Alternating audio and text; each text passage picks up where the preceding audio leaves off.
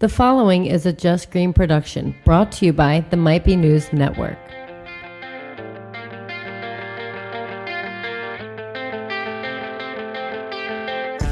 What's up, everybody? It's the week of February 18th, 2019. My name is Taylor Cooper. This is Might Be Sports. With me, as always, Kevin Reevy. What up, Reevy? Manny, are you okay? Are you okay, Manny? CJ, what up? Wow, what a song. And with us on the Might Be Sports hotline, Ryan Spaeder from the aceofspader.com. He's been on the show many times. Ryan, how you doing? Doing great, Taylor. What's up, brother? Not much, man. Just, a lot of big news in baseball right now. Obviously, free agency is in a full swing. Finally. Manny Machado signed by the Padres in a monster deal. What's up with that? Are you buying it? Do you think it's a good deal for the Padres? What do you think about that? Yeah, I think it's a great deal for the Padres because you've got a guy who really, if you're giving him 10 years, $300 million, let's call it $30 million a year. Of course, we don't know what's deferred yet and all that. But in order for him to make that for the team, he's going to have to just average 4 wins per year. In terms of wins above replacement or WAR dollars, if you will. And that's something that you can expect to get from Manny Machado year after year after year. That's why I've been saying all along, these guys, Harper included, deserve to get paid.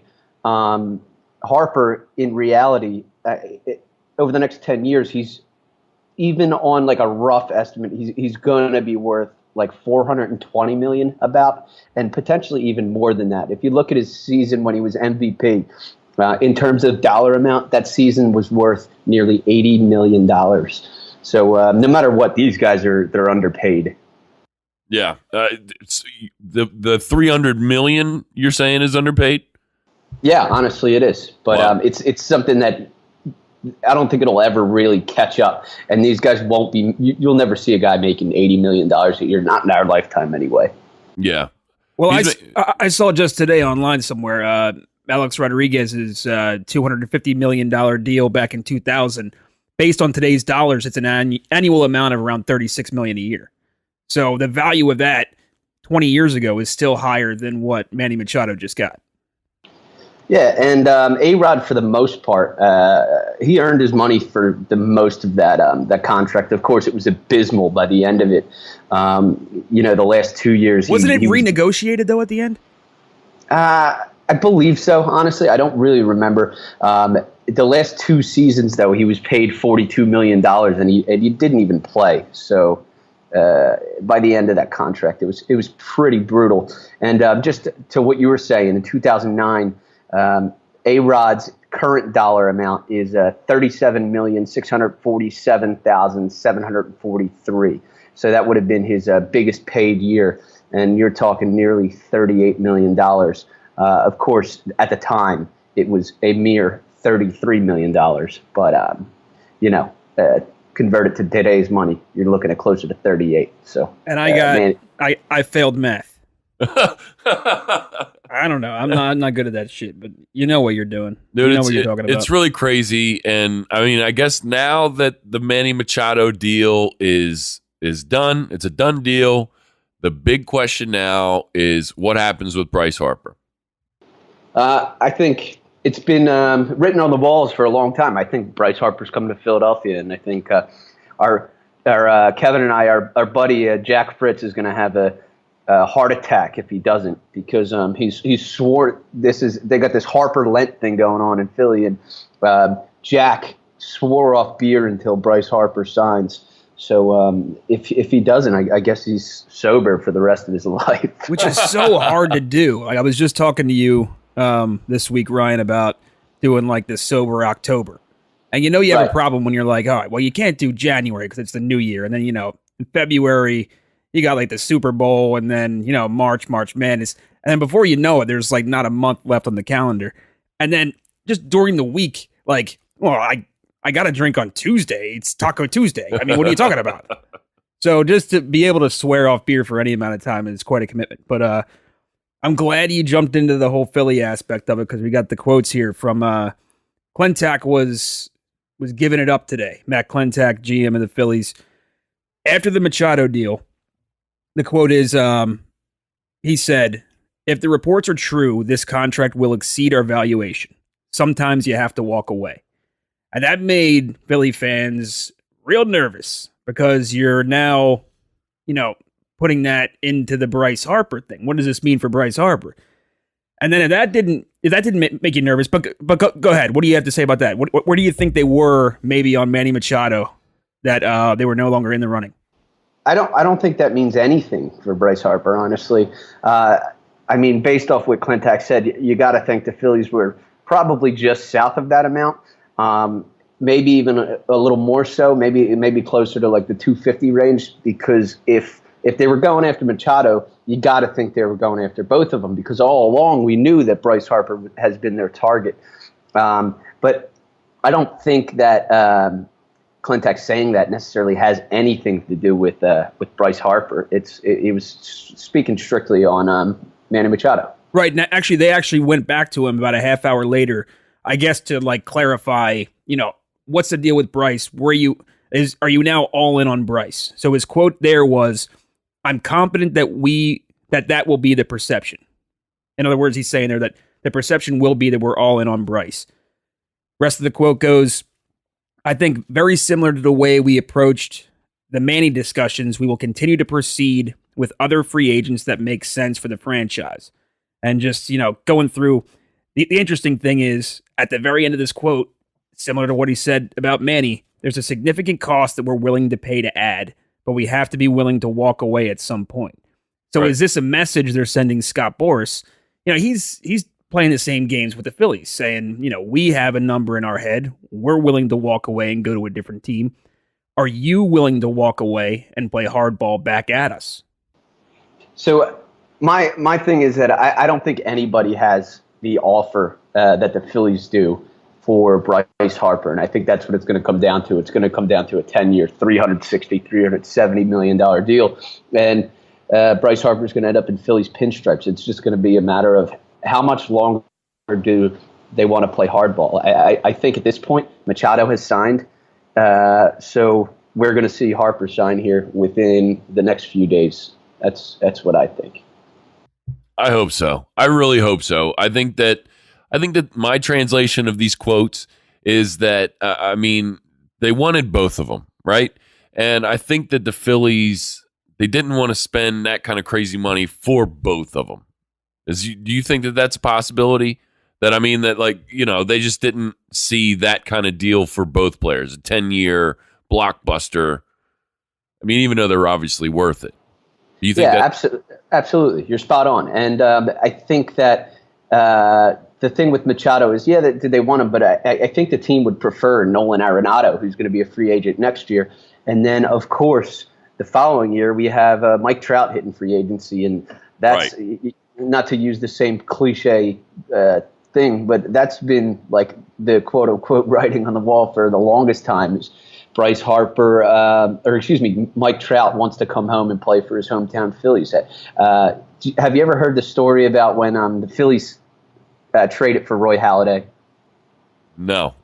So the Phillies traded for Roy Halladay. At the time, Mike Trout had just played his first season with the Angels, and he was listening to the news or watching TV or something, and he started screaming down the steps. He was at his parents' home in Jersey, and he's like, "Dad, we got Roy Halladay." And his dad's like, "The Angels got Roy Halladay?" And he's like, "No, the Phillies." And he was like, "Mike, dude, you're an angel, bud." and then yesterday, our buddy Jack put up this video on Twitter, and it was of Mike Trout saying, I'm an Eagles fan and I know how we are. But when he said it, he slipped up and he said, I'm an Eagles fan and I know how we are. So he's a Philly guy. He's a Philly guy. He wants to come home. Yeah, I like to think so. Yeah, but you're now talking, potentially Bryce Harper, Nolan Arenado, and Mike Trout, and the numbers just don't work to field. That would be astronomical. You'd be at an average salary of somewhere between 30 and 35 million per year per player. When Mike Trout comes up, it's going to be damn near 40 million per. if he's still performing on that trajectory. Maybe, I don't know, what's his age going to be in 2 years? Is he going to be at, like 28, 29, 30? He'll be 29 entering 29 and a half entering that 2020 season. And just to give you a heads up as to what he is making right now, he's actually making on his contract with the Angels right now $34 million or $34,083,000 last year, $34,083,000 this year, and then $34,085,000 in 2020. So he's getting a little bit of a raise there. So, yeah, we're talking, between three guys, you're going to be around like $110 million a year if you were to commit to those three guys. That's a lot. I don't know if I'm even comfortable with being a fan of that kind of team. Do you want to be a fan of an evil empire type Yankees, just buy it all? Yes.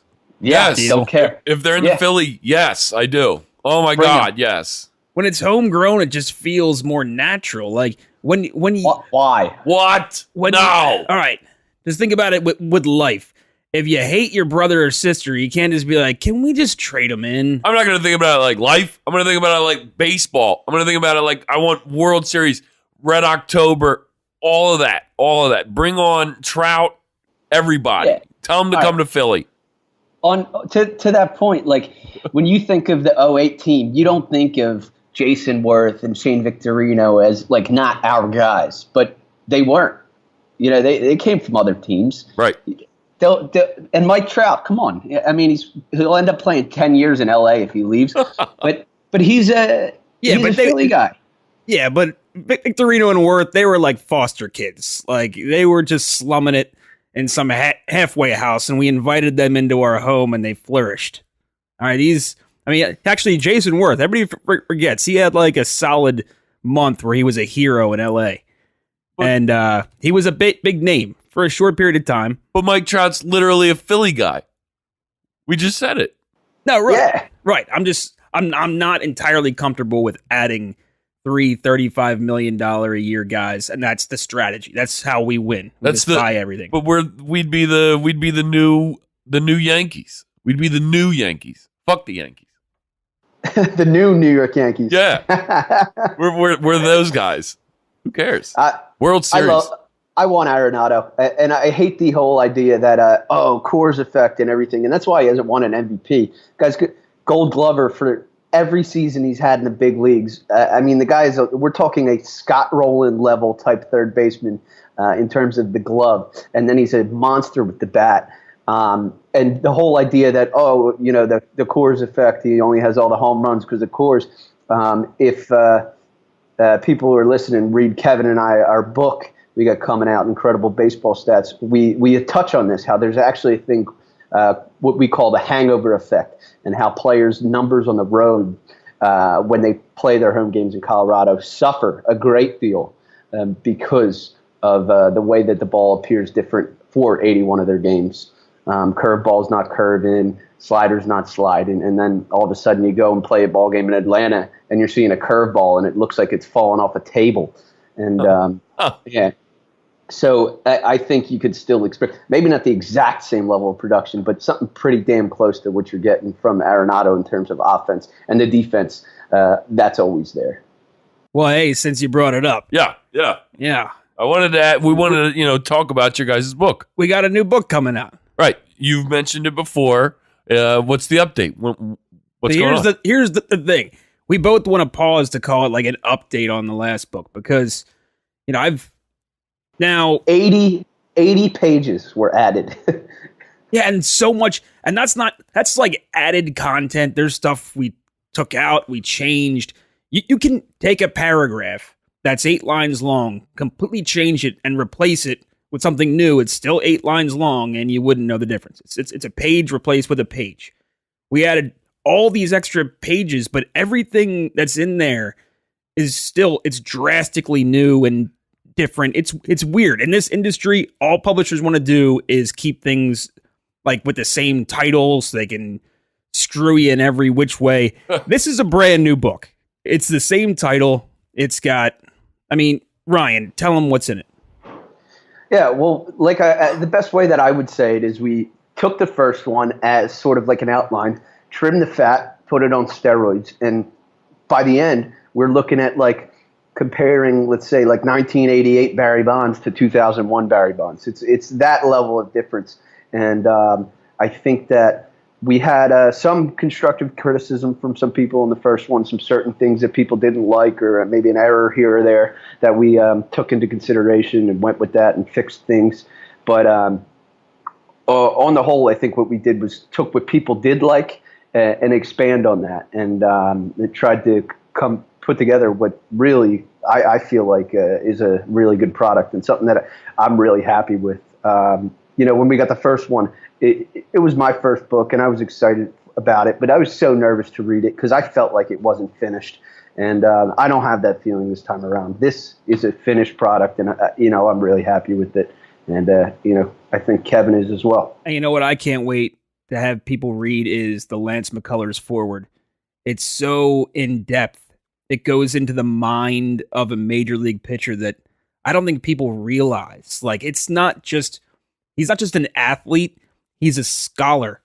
Like, these guys prepare to a depth and a length that you can't imagine. Like, it's a game of skill, athleticism, but also like an intellect to it.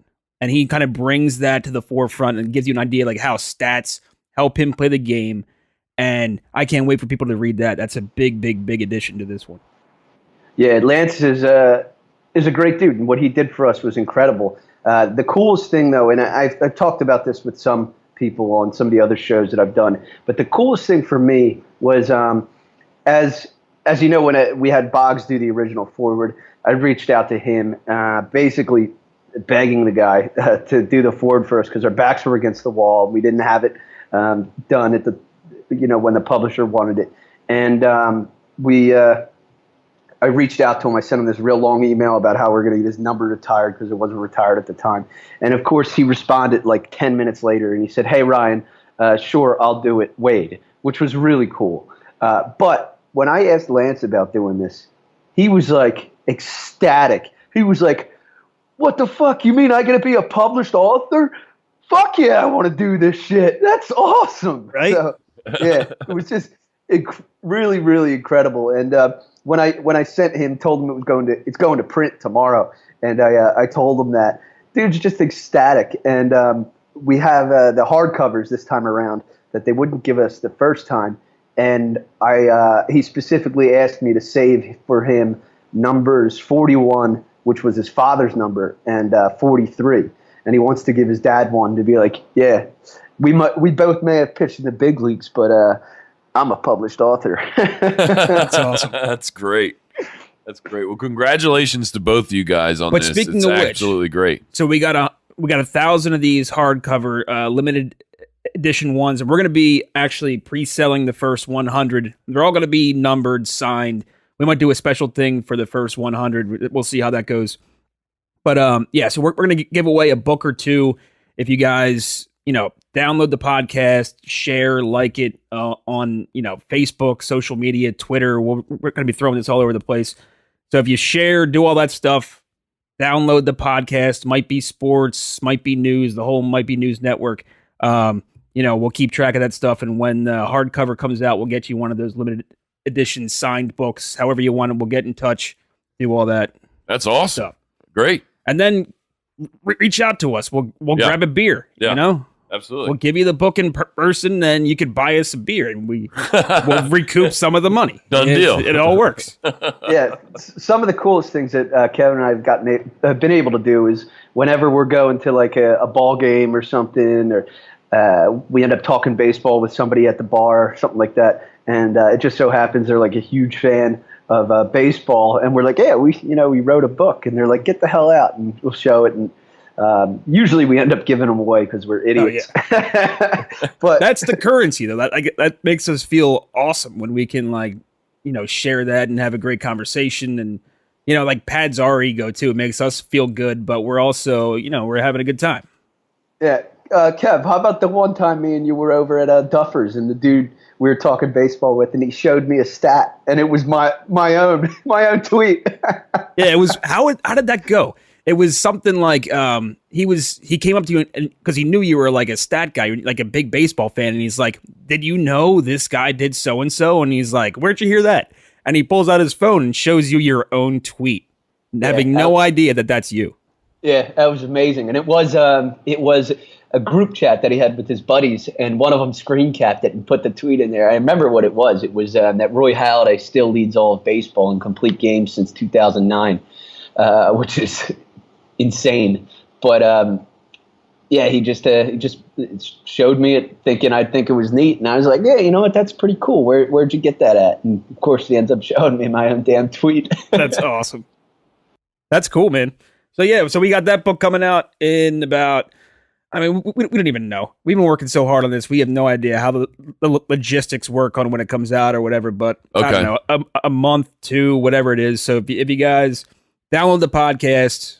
Keep an eye out. Keep an eye out just in case it happens like after we wrap up the season. But keep an eye out for all the social media links that we have. We're on Facebook.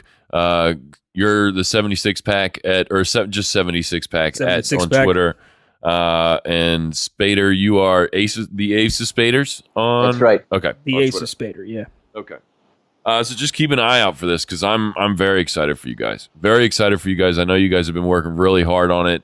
Spaeder, you're a genius, straight up, when it comes to the stats and everything with this stuff. So I'm very, very excited to read it.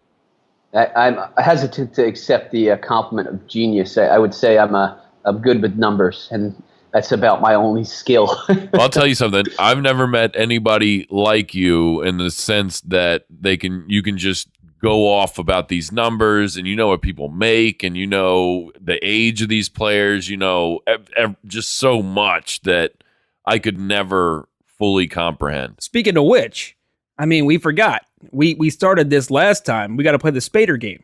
Spaeder game. Now, I mean, we didn't prepare you for this at all. But I don't, Ryan, I don't know if you remember how the Spaeder game works, but we're going to name a random MLB not a Hall of Famer, but a major league player, trying not to be too obscure, and see if off the top of your head, or if you can pull it up on your phone real quick, if you can come up with an interesting story or stat on that player. All right. So we'll each give you one name. I'll start. Actually, you know what? Now that CJ's got something all set. CJ was a dick to me about this last time. Yeah, he really was. But this is a little. It might be tough, but I think you might be able to pull this off. It's big news today. So. It's big news. Don Newcomb. Oh, awesome. That's it. It's a perfect one because Newcomb's one of my favorites of all time because, first of all, the dude did it all. He was a great pitcher, a great hitter, and then he was also in both the United States Army and the United States Navy. So the fact I got for you, I'll dump this one on you first because this is my favorite of all time, is that he's the only player in baseball history who is a military veteran to win both an MVP award and a Cy Young award. And, of course, he's a veteran of both the Navy and the Army. But some other cool things for you is his on-base percentage as a batter was 40 points higher than it was against him as a pitcher. And he was so good at hitting and not allowing base runners that in 1955 he had 42 hits at bat and then allowed just 38 walks. Whoa. That was pretty good. So the reason why we bring up Don Newcomb was, CJ, what's the news? I hadn't heard this. Breaking news from TMZ. He just passed away at 92. Oh, wow. Rest in peace. So at least we were able to honor Don Newcomb with the Spaeder game. That's right. But that's crazy. You weren't prepared for that at all. You weren't prepared for that at all. That's incredible. All right. So what do you got, Taylor? I got one in the chamber. If you keep on saying that, the people aren't going to believe you. Yeah, I know. It's true. I just thought of it. I forgot about that. All right. I got one locked and loaded. We were talking about Nolan Arenado. There's a lot of talk about him eventually taking the mantle from Mike Schmidt for greatest third baseman of all time. What do you got on Mike Schmidt? Oh, I thought you were going to give me Arenado, man. It's all right. Here, I got one for you. This is off the top of my head, so I might muff up the stat a little bit. But Mike Schmidt's, of course, he had what was his home run total? 548, right? 548 yep. home runs. But his final hit of his career was a bunt single. That's awesome. Yeah. And he was not And then, fleet of foot, especially not towards the end of his career. well, he moved all right. He's one of only 5 players ever with an on-base percentage of at least 350, 250 home runs, 150 steals, and 100 defensive runs saved. And another one of those there is another Philly boy. I'll let you try to guess who that is. All right, what did the stats again go? Let me figure this out. At least 350 on base, 350 on base, 250 homers, 150 stolen bases, and 100 defensive runs saved. Oh man, Chase Utley. Yep, nailed it. Wow. Here, I got one more for you, and this is more of a Barry Bonds stat, but it's just because I pulled it up on my Twitter as far as Mike Schmidt, just in case I didn't have anything. And Barry Bonds hit 762 home runs, of course. If all of his home runs were strikeouts, he would still have a higher on-base percentage and a lower strikeout percentage than Willie Stargell, Reggie Jackson, Mike Schmidt, Sammy Sosa, and Alex Rodriguez. That's so crazy. That's crazy. Especially with Alex Rodriguez, because he gets lumped into the same category with Barry Bonds a lot. Not just because they're both great players, but because they were both, famous steroid users. So that they're always linked together. You think, wow, Barry Bonds was actually that much better than A-Rod. Right. In that specific aspect. And I think Right. his overall game. It's crazy.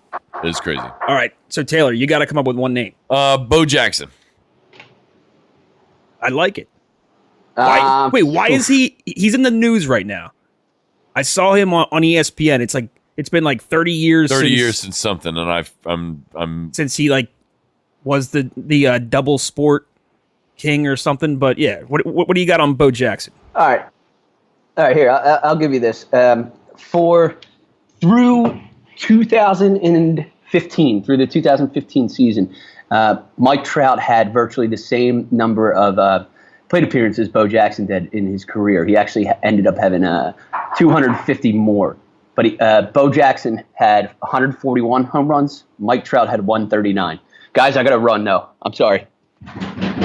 Uh-oh. Sounds like the cops. You still there? That was great. Wow. No better way to end the close that Spaeder out. game. He texts someone. He goes, "I'm done with this." Starts slamming the door. Well, hey, I mean, if he calls back, we'll have him, chat with the goat of the week talk and all that. But that was pretty good. That was great, dude. I can actually think of no better way to end that. Yeah, straight. That was fantastic. So I mean, so Ryan is currently in the Marines. Yeah. So we may have just gotten some advance notice on some shit going down right now. Yeah, right. All right. So, let's just do rapid fire. All right. Scottie Pippen. Phil Jackson could win title with current Lakers. Wait, say that one more time. So they interviewed Scottie Pippen. Uh-huh. As like a coach? If he coached the team or if he was playing? Like, what do you mean? No, if he was coaching the current. If Phil Jackson was coaching the Lakers right now. Oh wait, so Scottie Pippen was saying Phil Jackson. Okay, I wasn't sure what was going on. Yeah, maybe. I don't know. Phil Jackson kind of. I don't know if I want to say that he fell off towards the end, but certainly didn't have the greatest teams going on at the end. He had that. He went to the Knicks as like an advisor. He might have been team president. And there was some weird controversy. You can't say anything. Yeah. Here's my problem. He got in trouble because he referred to LeBron James's crew as, and maybe it's not PC to call his friends his crew. I don't know what's PC anymore, but he called it his posse. Right. So that's what I did, like a deep dive. In the ESPN Next article, which was like LeBron James's first year in the league. Big article, one of the biggest ever done on him once he entered the NBA. Might have been right before he entered the NBA. I'm not sure. But it mentions his group as his posse like twice in that article. But of course, in 2001, 2002, nobody gives a shit.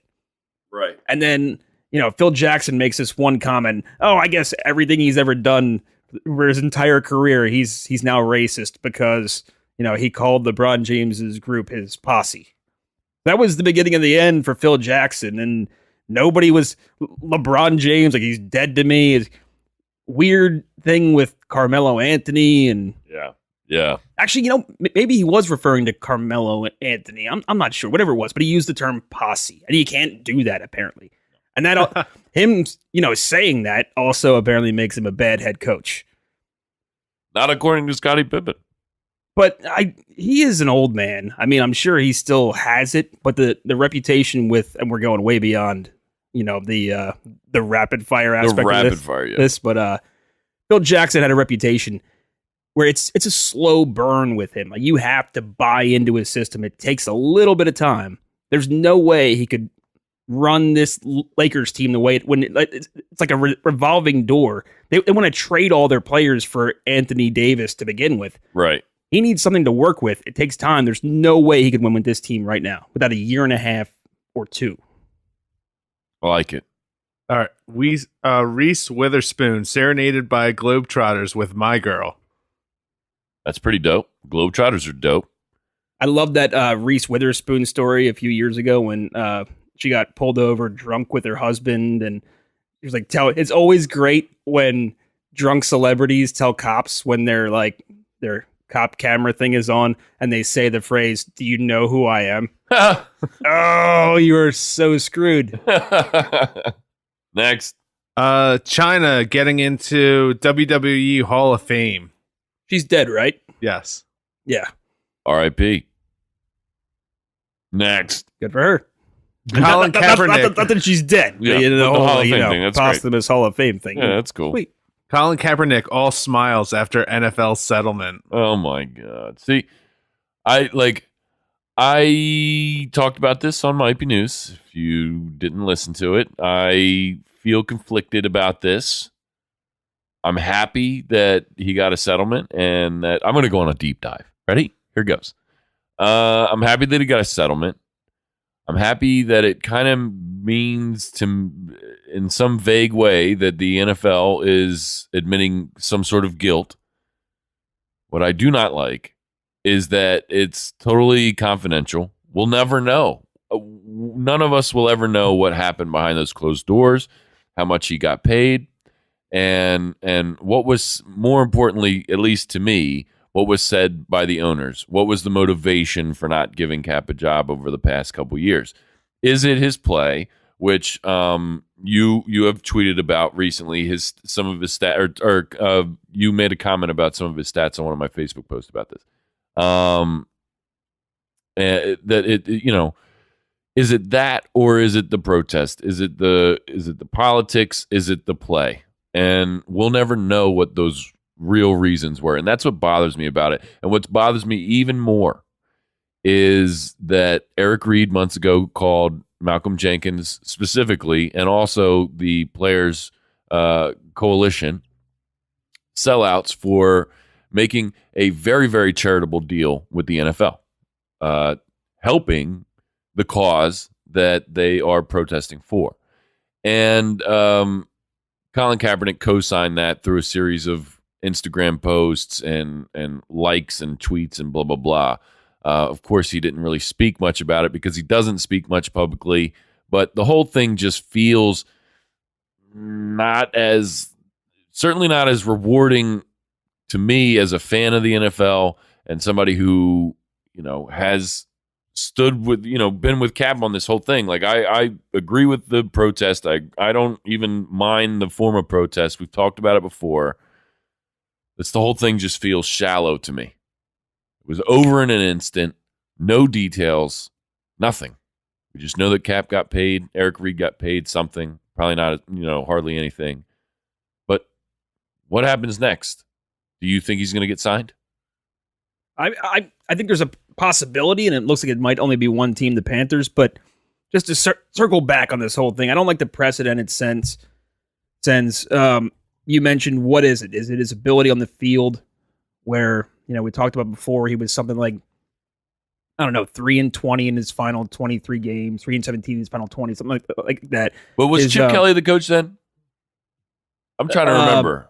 I'm trying to remember if he was or not. Yeah, I mean his actual final season, statistically, it wasn't his record was abysmal, but his actual final season wasn't too bad. He came on fire a little bit towards the end of the year. It was just his yards per game. It was kind of a red flag. He was throwing touchdowns. He wasn't throwing a whole lot of interceptions, but that was a trend kind of in 2016, 2017, even now when guys like guys would have these high completion percentages, low interception rates, and you think, oh, he must be a great quarterback, a really accurate quarterback. No, he's not taking chances downfield. And that's evidenced by the yards totals. Usually, Sam Bradford is the king of this. He's still at least trying to make a career off that kind of player. Like, he set the all-time league record for completion percentage because he's just checking down the receivers, but he's throwing for 180 yards a game. Right. That's where Colin Kaepernick, his final 2 years in the league, he was dead last among starting quarterbacks in yards per game. So, and then you're talking about a guy 2 years out of the league. But at the time, the protest plays in. It's all an aspect of it. My thing is that it doesn't take collusion. These owners are still, they're still playing against each other. Right. I mean, Ray Rice would have been signed if he wasn't 30 years old at the time he beat up his girlfriend. I don't know, man. If he had talent, the video changed things for that to me. Well, we know that is true because Kareem Hunt found a job like that. Right. So, but no video. And apparently a lot less of an attack. We have to be smarter than that. That obviously the video played a huge role, but let's be honest. Because that shit went viral. If Ray Rice was coming off an all-pro season at age 25, he is on a team next year after the suspension. Maybe not. Absolutely. I mean, the way that the NFL works, yes, but that one was so bad that it changed a lot of things, at least in the short term. What was it? The kicker for the Giants ended up getting outed for something for the same type deal, and he's gone. But then we've had players since, I can't think of the name. I know one of them's on the Cowboys that have gotten in trouble for the same thing. And the UFC fighter. And the story, I forget what the hell his name is, but he was signed by the Cowboys. He was a defensive end for the Panthers, then went to the Cowboys. Don't know why I can't remember his name. UFC fighter now, but the story about him, like, throwing his girlfriend on a bed lined with AK-47s, and like, there's no video of what he did, but way, way, way, way worse than what Ray Rice did. I think the video made it because NFL is trying to get a women audience more and more as much as they can. Sure. So once that video came out and women started going, fuck this dude, NFL goes, that's the demographic we want. So fuck this dude too. Well, it's and also the video adds context to it. Yeah. It adds emotion to it. It adds a whole different level. There's no disputing the video. It's happened. Right. Like, you can tell as many stories as you want, but there's always a twist on a story. Whether you're trying to make yourself look better or the other person look worse or vice versa or this or that, you're watching a video that you can see frame for frame everything that happened. And I don't want to get into the weeds too much on that. My only point was, I don't think there was ever collusion with the Kaepernick thing because there was too much at play. One, Kaepernick was unlikely to get a starting job to begin with. And two, the protest was a huge distraction that the owners didn't want to deal with. They're allowed to make those decisions on their own. My only contention was, I didn't think there was any collusion amongst the owners, but, we're going to argue this. I hope we come back next week and talk about Kaepernick signing with a new team. Yeah. All right. What else you got, CJ? We got to move on from this. I really don't have anything else. I could find a couple other things. Let's see. That's all you got? That's all I got. It's been we could do go to the week. Yeah, we'll do go to the week. We're doing a little shorter episode anyway. We didn't take a break or anything. Go to the week. My go to the week is actually, I wrote it down on this paper. Where is it? We're sharing notes today. We are. We got to pass back and forth the notes. Now I got to find my note. Passing notes in class. Shit. On a piece of paper. Do you have a go to the week? Somebody say something. Kevin, go with yours because mine's going to be a long one. All right. Well, you see how we normally do this. I found it. All right, go. I was going to say how we normally do this, as I think of my go to the week as you say it. Well, here I got you then. My go to the week is Tom Dundon. He is the owner of the Carolina Hurricanes, the NHL team, if you didn't know. And the reason for that is that the AAF, we talked about it last week, the new football league, struggling with money, obviously a new startup league. And he invested $250 million into the AAF, which I think is a great thing. Did either of you watch any of the games this past weekend? I didn't. I couldn't do it. You couldn't do it? But I might. I'll give it a shot, I guess. This weekend, it's mandatory. It's mandatory. Just check it out. Yo, there was a sick no-look pass. I forget who did it. I think he plays for Memphis. He did the somebody forgot to turn off their phone. Yeah, stupid me. He started to he was ready to get sacked, and he threw the ball behind his back. He threw it behind his back, and somebody caught it. It was like 5 yards, but it was cool. And there's some there was some come from behind victories this weekend. My squad, personally, the Birmingham Iron, is 2-0. Stunning comeback against whoever the hell they were playing. 12-9 victory. Stunning. Anyway, Trent Richardson getting some touchdowns, getting some play.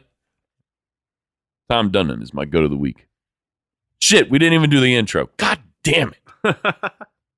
Your greatest of all time of the day. I don't even remember how to do it anymore. Who do you got? All right. Well, my go to the week is going to be, let's go with Joel Embiid. All right. Why not? Cool. Yeah, I didn't actually watch the All-Star game because All-Star games are trash. But I'm proud of my guy, Sixers guy starting on an All-Star team. It feels like an impossible dream with Ben Simmons, another Sixer on the same team. And I'm thinking like that has to be the first time that's happened since like, I don't know, Allen Iverson, maybe like Dikembe Mutombo or something. Yeah. Like, maybe Andre Iguodala might have made a team at some point. Yeah, so I'm proud of Embiid. Right now, he's putting up numbers. He's averaged like 27.5 points a game, 12.5 rebounds, the blocks, everything he's doing right now, his free throw percentage.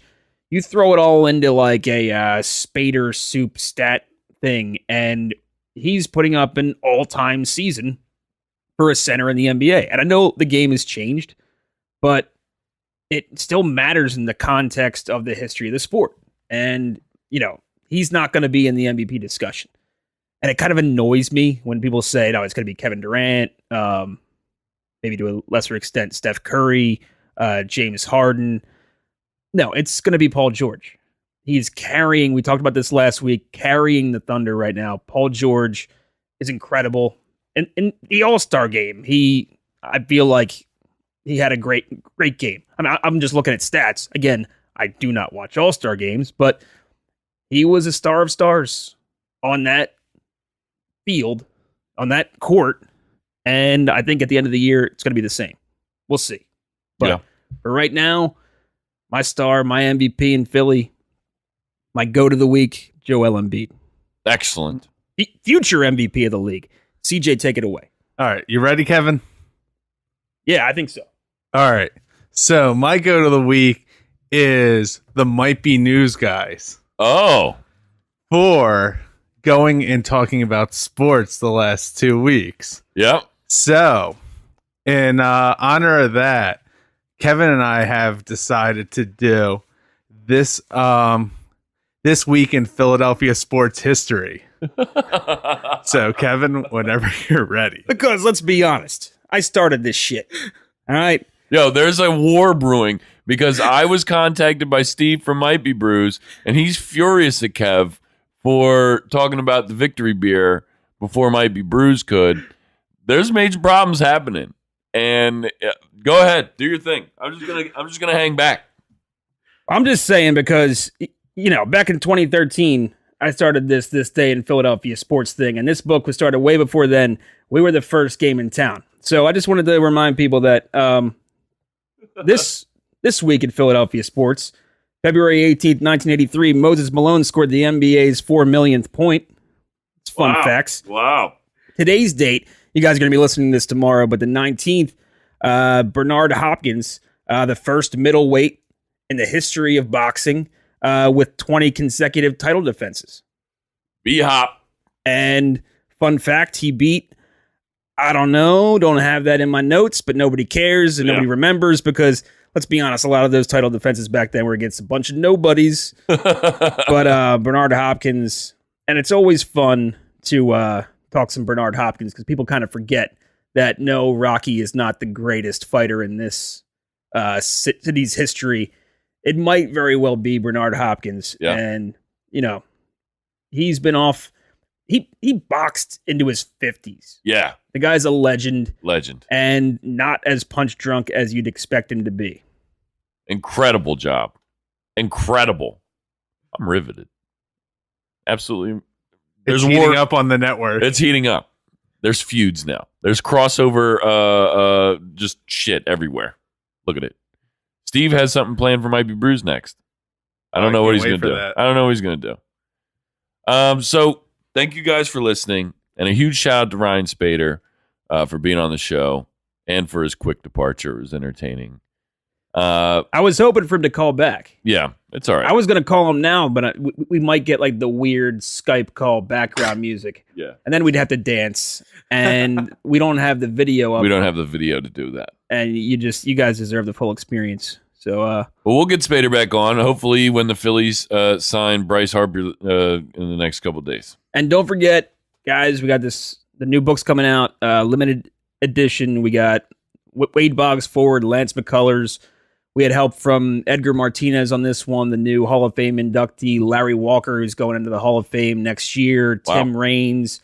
Brian Kenny has a huge recommendation for us on the back jacket. Remember Brian Kenny from ESPN. Currently, he's the lead host on MLB Network. So, we're really proud of this book. This is our best effort. So, again, you're listening to this right now. Share it with a friend. Share it on Facebook, Twitter, all those things. We're going to be throwing it out there. Give it a like, a retweet, a share on Facebook, whatever it is. We're going to compile all that stuff at the end. We're going to send 1 or 2 or 3 people, whatever it is, a free book. Yeah. And we'll reach out to you, get it personalized, signed, and all that kind of stuff. That's great. Kevin Reevy, excellent job. Yeah, I know. CJ, thank you so much for being here. Thank you. Wonderful. Always wonderful having you here, CJ. I appreciate it. All right, guys. That's all the sports we got for this week. We'll see you next time. Make sure you tune in for an all-new Novak and Franz and a all-new Might Be Tunes featuring Under 95. I'm Taylor Cooper. We'll see you next time. Oh, wait. I totally forgot. All right, guys. You guys are listening to this on Wednesday, February 20th. Yes. That means tonight, as you guys are listening to this podcast, probably in the morning, tonight, Survivor's back. Oh, my God. Next week, we're going to talk Survivor. We're going to talk about the first episode of the season. And you know what? I think we're going to have a former cast member of Survivor calling in. Wow. And we're going to talk about the first episode. I mean, I don't want to promise it outright, but I think we're going to get this locked in. We're going to get a former cast member of Survivor call in, talk about it. Because let's be honest, hockey's aight. But Survivor is the 4th greatest sport in America. Wow. That's a big tease. All right, so look guys. forward to that next week. Fantastic. Absolutely fantastic. Again, we'll see you guys next week. MBNnetwork.com. It's never been easier for you to find your new favorite podcast. Go there right now. Check out all the shows. Thank you so much for listening. We'll see you next time.